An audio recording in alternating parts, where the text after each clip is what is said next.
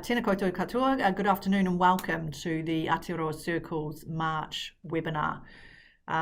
Look, the webinars are about touch points with our partners and key stakeholders. It's really important for us to have an opportunity for you to understand more about our work streams, both those that are still work in progress, but also those that we're ready to launch. But today is a special one because we have one of our key partners, the Ministry for the Environment, coming in and doing a full update. What we advertised was an RMA reform, but when we looked at the breadth of work going through the Ministry for the Environment, we thought it was far more accurate to say an update on all environmental reforms. So you're absolutely getting an update on all of it today. How the session will run is that after I introduce Vicky, she'll give a presentation on that environmental reform. We'll then go to question time. So if you think of any questions during her presentation, please enter those into the chat and I'll aim to get to those at the end. And Vicky, we will also will be joined by three technical experts from Ministry for the Environment too. So I'll introduce those as we get to the question time. So Vicky, I'll just do a brief introduction for you. She's Secretary for the Environment, appointed in April 2015. Internationally experienced executive with a background in law and economics. She's a champion for inclusive growth, transparency and accountability in the state sector. And before her appointment, Vicky was a key member of the Treasury's senior leadership team, where she was Deputy Chief Executive, Chief Operating Officer, and Acting Chief Executive positions. She has extensive experience across a range of complex policy frameworks. She represented the Treasury in several capacities, including the steering group that established the program to deliver the mixed ownership model for state-owned enterprises. Her other job is also as co-chair and co-founder of the Aotearoa Circle, but today she is definitely wearing her Secretary for the Environment hat. So Vicky, over to you. Thank you. Tēnā koutou katoa. He uri aho no kaitahu ko Vicky Robertson aho, te tumu whakahaere manatu matotaio. Tātou katoa, no maira, ngā mihi, tēnā koutou katoa. Well, I'm delighted to join you today and have my team with me as well, because I'm sure you'll have great questions as we get into those later in the session. I really wanted to give you a bit of a run through of the work that we're leading with the public service around some of the, really what I would call the foundations of setting us up for a brighter future. And so I'm just going to take you through a little bit of a brief overview, and apologies, some of it will be a little bit detailed, but important to do around the resource management system in particular, which was advertised, but also want to give you a bit of an oversight of where we're at on climate change, our emissions reduction plan and our national adaptation plan. These are two really critical components of those foundations that we're setting up for that future. And a little bit also on waste, which has been an area where New Zealand has been woefully behind the rest of the world and is really in catch-up mode and has some exciting things being put in place now to take us to a future, hopefully, where we reduce our waste totally. So I want to start there. As Vic said, pop questions and chats and we can talk a little bit further in detail. On the resource management system, this is a foundational piece of our whole system of environmental protection and also how we think and make decisions about development. And our initial Resource Management Act was quite unique and novel and quite forward-leaning in a number of aspects when it was put in place 30 years ago. Unfortunately, every year since, I think it's been amended, including we have amended it even last year. And if you look at from an environmental perspective, we have had continued degradation through that 30 years, and so hasn't worked for the environment. And from the development end, quite agreement around it's too costly, it takes too long to actually get development even within environmental limits. So great bones, I would say, and I would say we're building on the bones of the RMA Act itself. But some real tests for our future as well, and some of the urban development and population growth has really tested the current framework. So I'll just take you through, if you'd go to the next slide. I think lots of governments have said we need an overall look at the system and haven't got there, so now we're in that place. About 2 years ago, the government commissioned a review of the resource management system, and it was led by a retired Court of Appeal judge, the Honourable Tony Randerson, and had a panel of people who then produced a 500-page report around how you would change the system.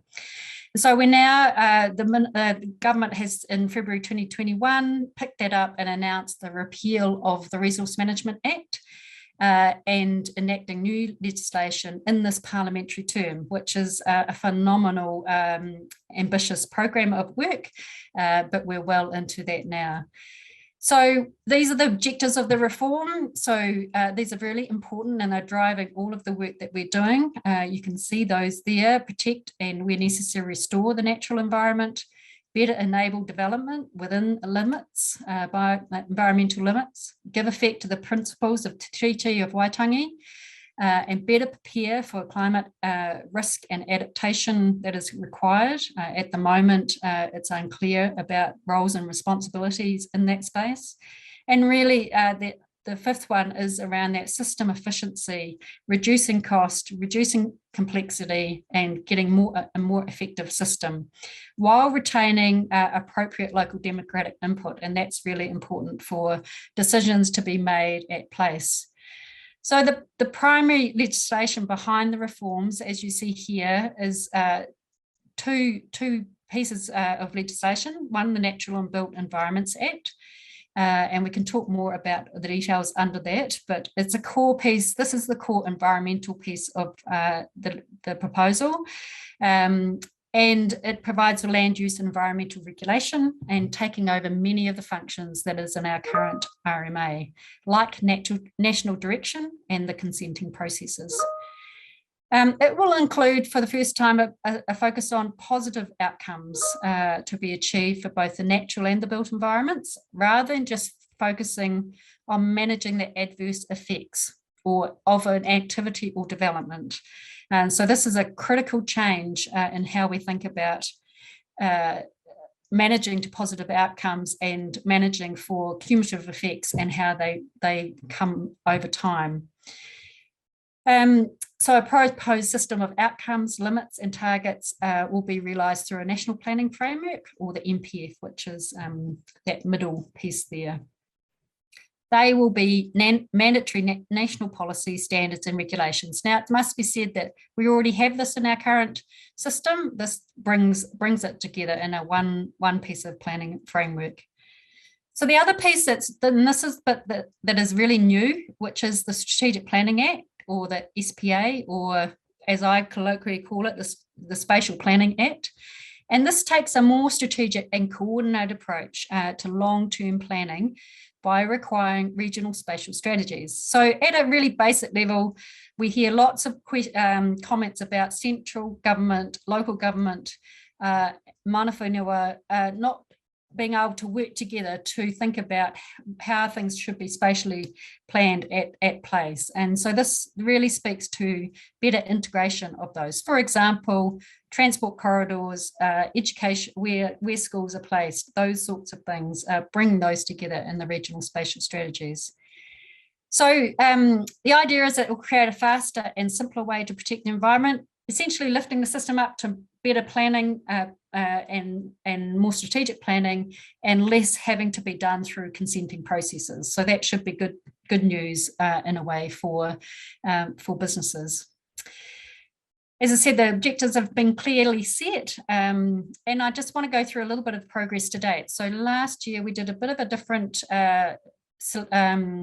legislative process. So the government, through the new Orders and Council, released a exposure draft that only had a small part of the first act, the Natural and Built Environments Act, and an ability to submit on that. We're now in a process, including through targeted stakeholder engagement, to landing policy decisions with ministers over the next couple of months, which we'll have two full bills to introduce later in the year, and this normal select committee process. So I think that's it on that slide. We can go further into what it means in terms of planning and consenting if there's interest in that, and the conflict resolution, but there's some quite specific things that come through in the RM system reform we can come back to if there's interest from the group.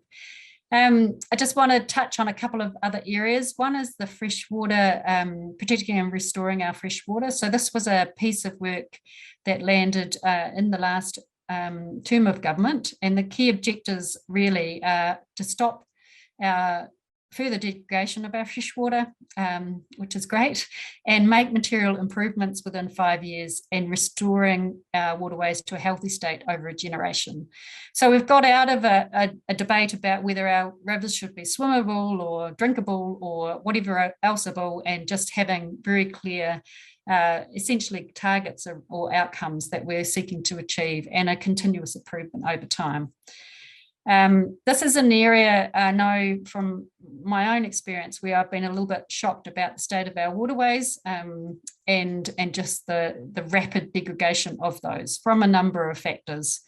So that this package was intended to get us on the path to that better future.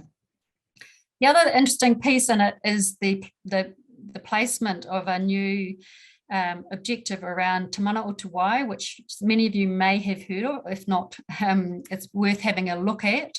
Essentially, that provides a hierarchy about for decision making at the local level, where the life supporting capacity of the freshwater body itself is at the top of the hierarchy before we get to human needs, and before we get to economic needs. So quite a shift in the hierarchy there, and something that we're all working together with Māori, iwi, hapu, and also local councils about what does that mean, and what does that mean in practice at the local level.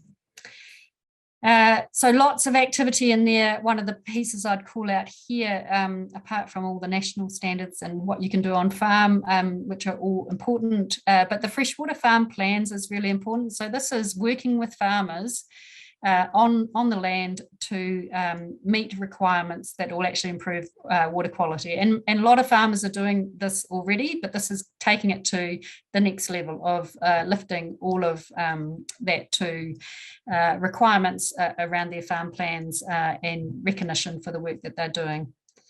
Our Jobs for Nature program has provided a lot of investment in actual work on the ground, which is always cool to see. There's some really great collaborations happening at place where catchment groups and others are working to improve their local community and their waterways. And great conversations about what's happening upstream and what's happening downstream. So really, really good to see. All right, just the last one, or the last two are really around climate. So just next slide. Yeah, so climate change obviously is a really big focus for all of us at the Circle as well.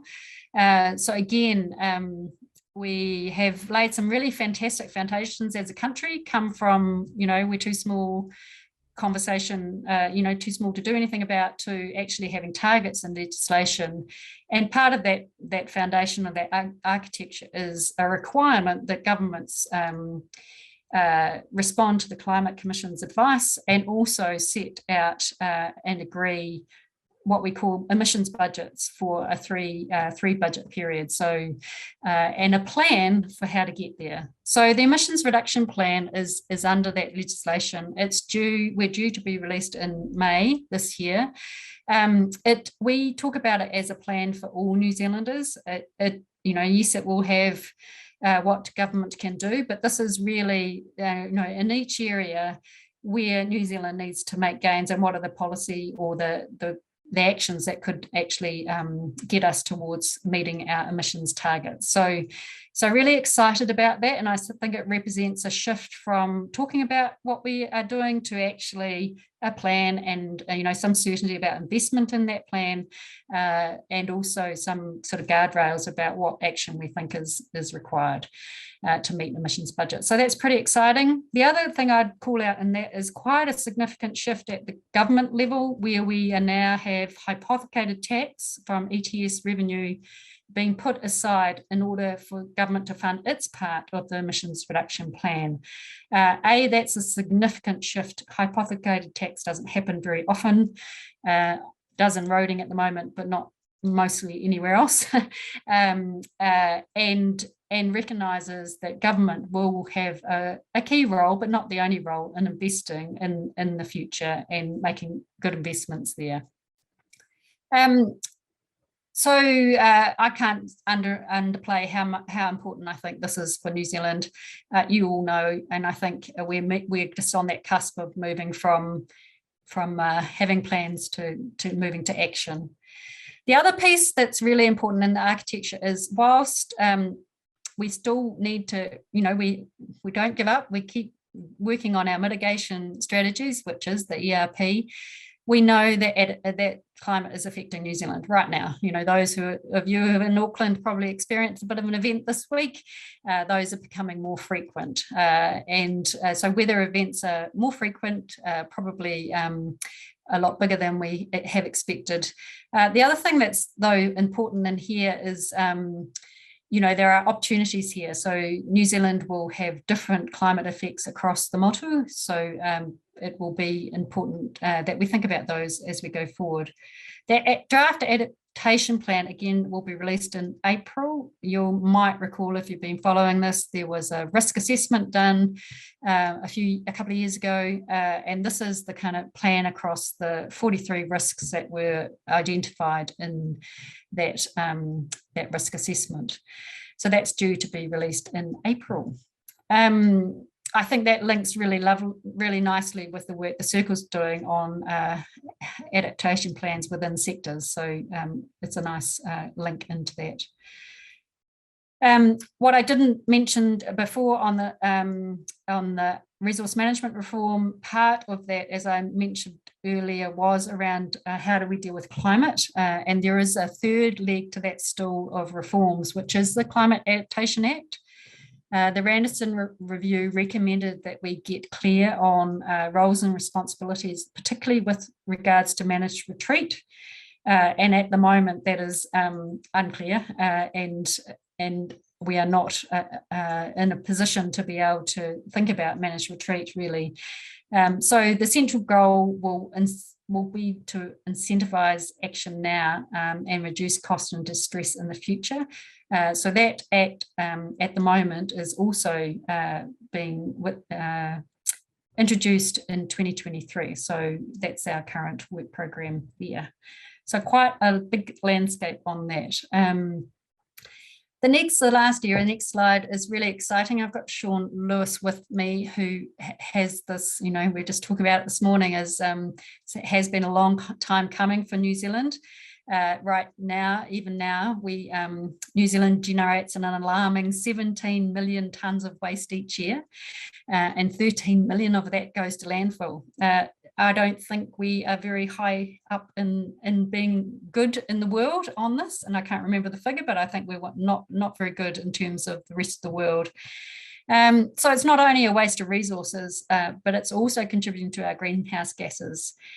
So in 2019, waste represented 4% of our total emissions and around 9% of our biogenic methane emissions. So to meet the emissions budgets and the targets, there's going to have to be significant progress made on our waste. So we're currently consulting on these three things at the moment. And these, again, are at the bottom of the hierarchy in some ways. They are things like making sure that we have the same sort of standards for household curbside recycling collections, which are all different across the country. And people are often confused. And I know that I have my kids come to my house from Auckland and they wonder why, they put the wrong thing in the bin because it's different standards across Auckland and Wellington. So a standardized system and to improve the quality of our recycling for a start. So the bit that also is a bugbear in our house is just the opportunity to have access to food scraps bins at curbside, which I think is important in terms of that link to climate change. The container return scheme is like, I'm not old enough, but if you're old enough, you're a blast from the past that you get 2 cents for every bottle you take back. So that's being proposed, and have a look at that. It's out for consultation at the moment. The third really is that separation of business food waste. So this is something that's happening overseas a lot, and diverting business food waste away from landfill is really needed for that greenhouse gas emissions shift for us. Waste is a really great area because this is where New Zealanders, we find, really get engaged. They want to do the right thing, and we're trying to make it easier for that to happen. Over time, our whole we have a waste strategy and thinking about our investment strategy for that too. What we want to do is have less waste in the first place. So that's kind of up the top of the hierarchy. So just in conclusion, it's kind of a real quick rattle through. I do have my people here if we want to get into any detail. There is, I think, we're doing great as a country, and for these pieces of work to actually set the foundations. As I said, we've got strong foundations, and the pace and over time will change, but we're really getting on the road for some significant shifts, I think, that will help, from my part, build a better future and a flourishing environment for every generation, which is our aim at the ministry. So a quick rattle through. Welcome any questions, and also invite my team. Thanks, Vicky.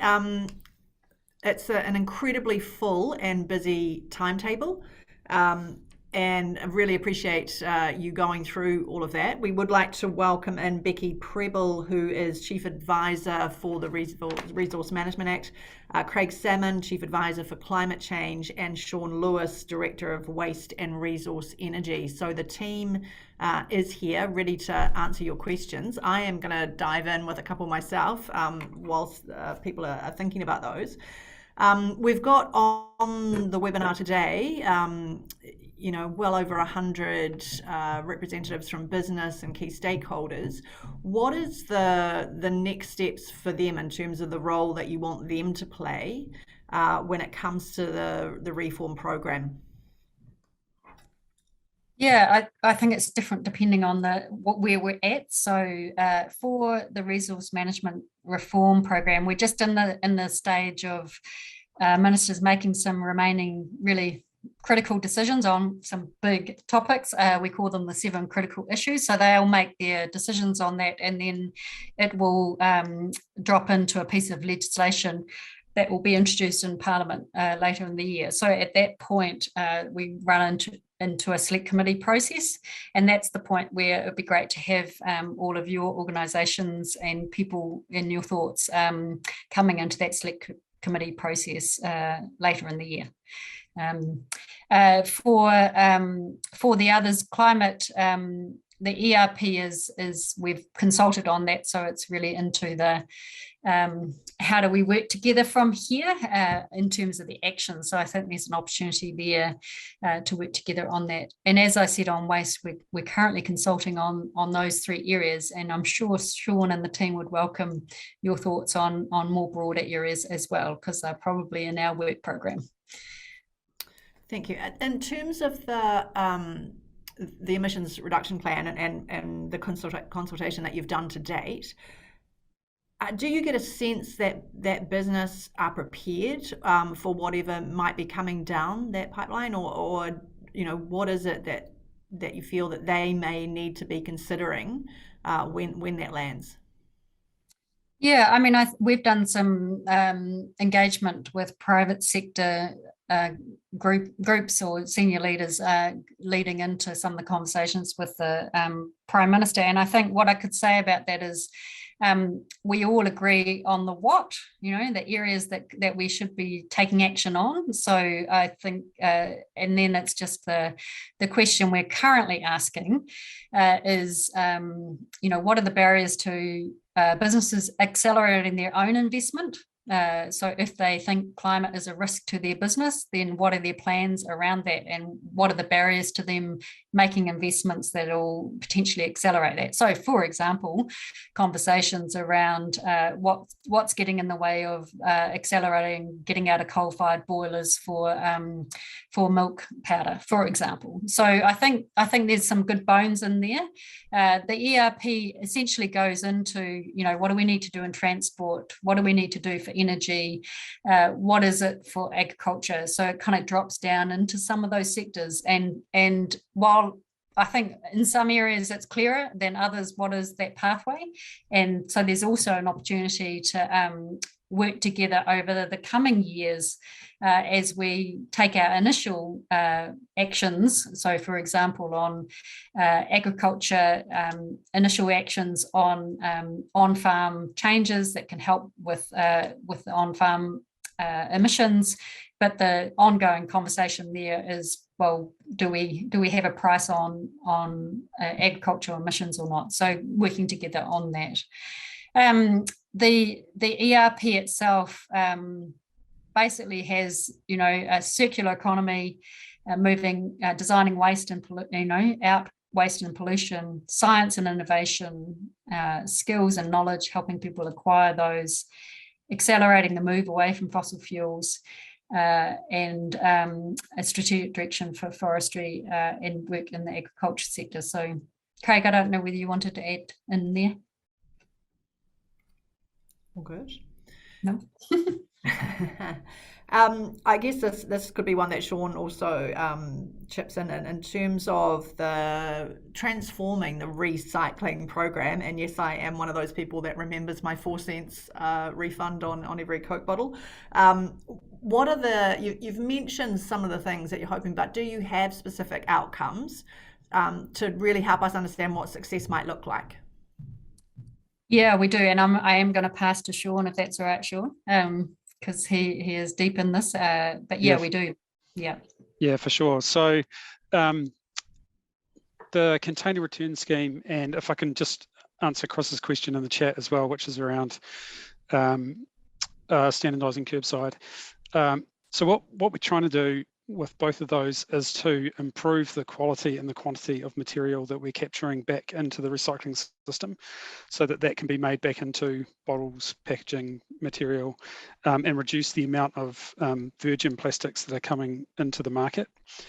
So trying to keep the materials that are in the system within the food and beverage system for as long as possible. So that's kind of one of the key goals. With the container return scheme, the focus there is on away from home consumption. So we have quite a good curbside recycling collection system, albeit it varies across the country. But we don't have good systems when you're not at home. There aren't good public place recycling facilities, or if there are, they get contaminated with lots of other waste. So the CRS is really designed to encourage people to bring their bottles back, and therefore reduce the amount of litter in the environment as well. So those are some of the key objectives. Great, thank you. I'm just trying to think of, and Craig, in terms of the national adaptation planning and everything coming in. Some will be aware, but when does the requirement to have plans and everything come into place for the sectors, for businesses?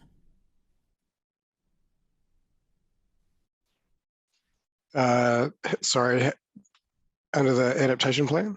Yes. So when are businesses required and what is required of them?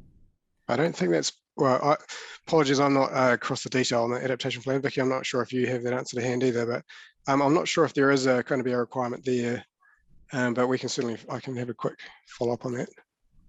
Yeah, so it's not a legal requirement, as unlike we've got legal requirements for businesses to think about their TCF under TCFD, their climate risk. So it's not a legal requirement, but under, it's probably this is what we think needs to happen, and working with sectors from here about their own adaptation plans is a good idea, right? In order to reduce our risks. There's a couple of questions in the chat, Vic, around forests, and Craig, you might want to help me out on that one. But I think one of the critical pieces of work that we're working through at the moment is just the approach to forestry, and thinking about the Climate Commission had some views on that in terms of use of exotic forests in the first budget period, and then trying to incentivize more native planting, essentially. So we're just working through what might that look like, what would you need to do around that to incentivize different forestry planting, and also how much forestry do we want in total overall, I think is probably a really critical question for us as a country, because it does have other impacts, both in terms of environmental impacts, if you have lots of exotic forestry, but also some displacement of communities as well. So that's quite an area of, it's still active conversation, I would say, and concern, I think, from ministers around just what are we trying to incentivize there, particularly with the price increasing in the ETS. But Craig, did you want to say anything more on that? I think that's a good description of where things are at, Vicky. I mean, I think at the moment, the government is consulting on limiting permanent exotic forests, so taking that out of the ETS.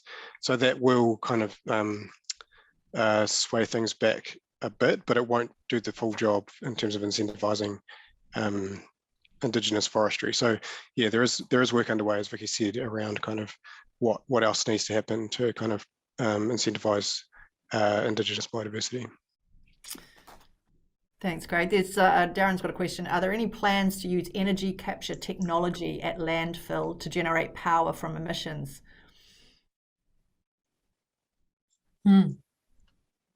Sure. We already heard this, right? Yeah. It's there's already existing infrastructure in place.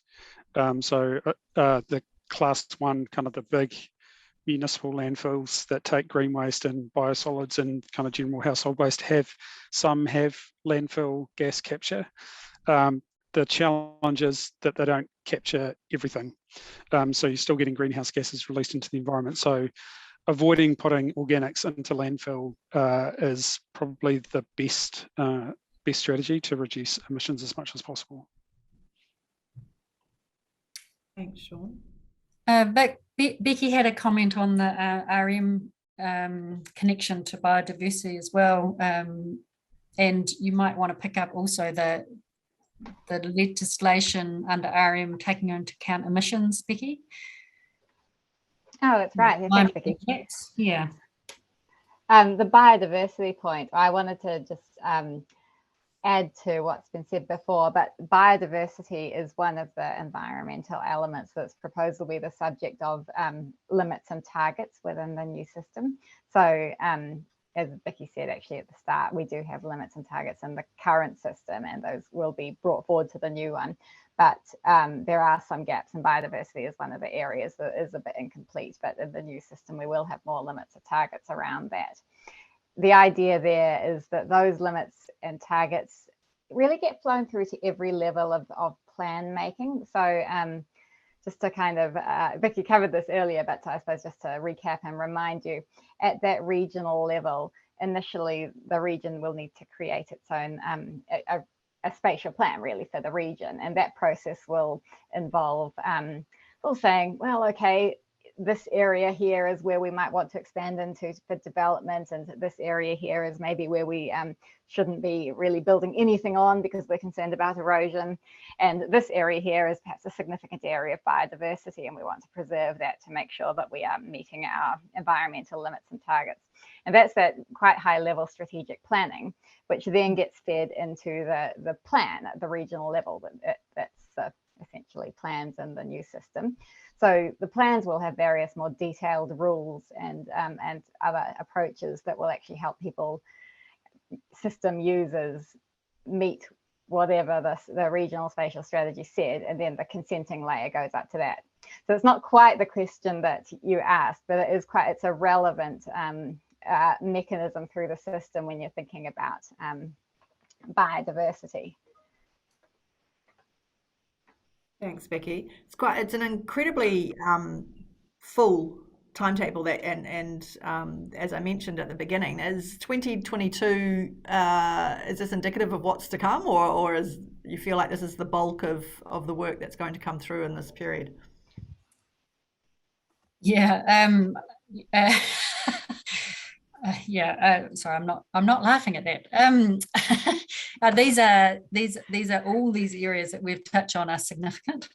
So I think, one of the reflections I've had in my time at MFE is our work has got the breadth of it's got broader and deeper. So there's a kind of, it's why I kind of liken it to the foundations of a house, that we're actually setting up, the foundations here, and they are big pieces. So that there is no intention that there are other things in the wings that we're also doing, and we don't expect those to come on the agenda really until probably next term. So one of the big areas that's missing in our work, there is some work being done on oceans work, but we expect that that'll be kind of a next term priority, and we think that will be really important to pick up then. But quite a full dance card right now.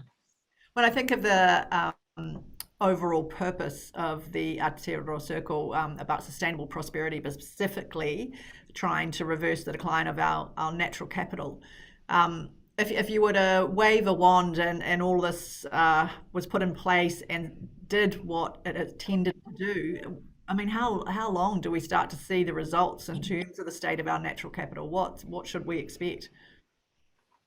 Yeah, somebody else asked me this question, and it's one of the most tricky things in our roles. Is that there's long lag effects, right? So you can do some great action and you don't see the benefits. So for example, in freshwater, we won't see the benefits of action today for quite some years to come, but we can tell whether we're making progress. And I think that's the important piece. I think we'll see results in waste quick. We'll see it. You'll be able to visibly see and interact with a different waste system. I think that's going to be you'll see that. On climate, the transport area, we should see within 5 to up to 10 years quite a shift, quite a significant shift in our transport system from climate, for example. So I think those. Whether they flow through to the state of our environmental reports in that time, probably not. But they might. It's interesting, out of some of the work some of the team did out of COVID, just looking at the air quality impacts of lockdowns in Auckland, and how less traffic actually had a really quite quick turnaround time in terms of better air quality in Auckland through that lockdown period last year.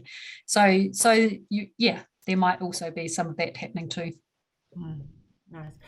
We have got a question from John, which I think was touched on a little bit before, in terms of encouraging native planting more than the current exotics, but it does have a specific question in terms of plan to create incentives for improvement of existing native forests and transition from exotics.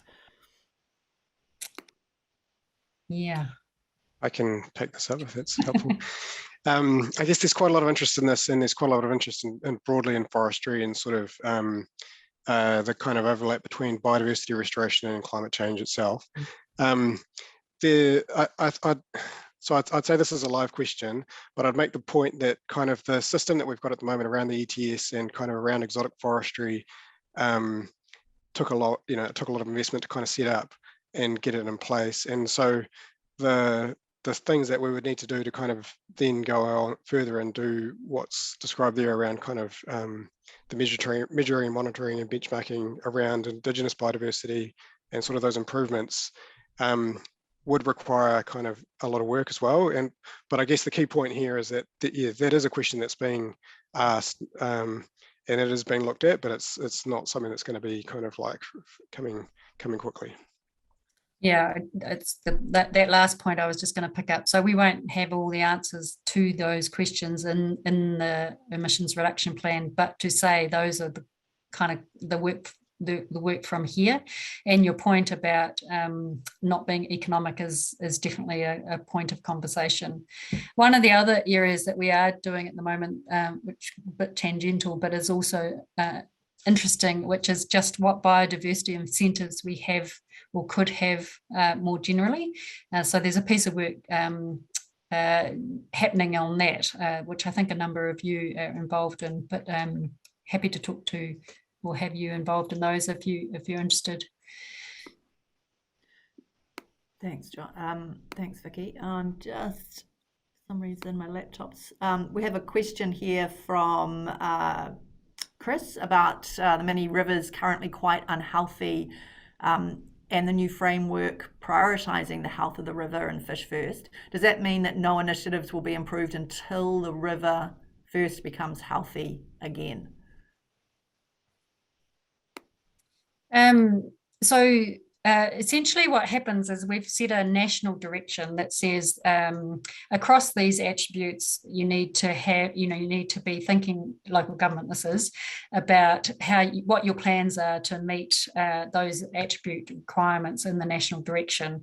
And then at place, the local government basically develops a plan and says, well, within our rohi, these are these critical elements that are important for us in terms of our own local waterways and our current state of those. And we basically make a plan about which of those things they're going to prioritise in their plans to meet the national direction.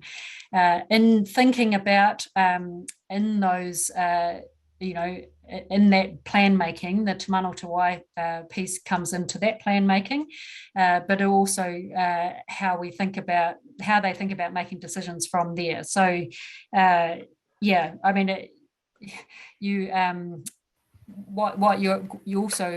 won't be there will be basically the plan has to show that you're making progress towards within a generation healthy waterway. So that's within a generation is not defined, but the local community has to decide what aspiration and progress it wants to make towards that. So there will be initiatives agreed in the meantime, depending on what aspiration local communities have for their waterways, really, is the short answer to that. Thanks, Vicky. We've got time for one more question that's come in. Kew Botanical Gardens are spearheading a new global biodiversity standard, including a measurement system and considering the role of local people as well. Could we think of being the first country to implement something similar? Yeah, somebody else has raised that with me too. So I haven't got an answer on that today, but I think that is something that we should be looking at, definitely. Yeah. Look, thank you, Vicky. Thanks, Becky, Sean, and Craig, for giving up your time today. It's incredibly valuable. I always look at how many people join us for the webinar, and if they duck off halfway through, they've stayed with us the whole time. So it's obviously been incredibly informative and interesting for them. So thank you for that. And so we will sign off and bring out details of our April webinar, which is on the 20th of April. Look out for that in our next newsletter. But thank you again to the Ministry for the Environment team. Really appreciate it. Thank you for all your questions. Really great. Thank you.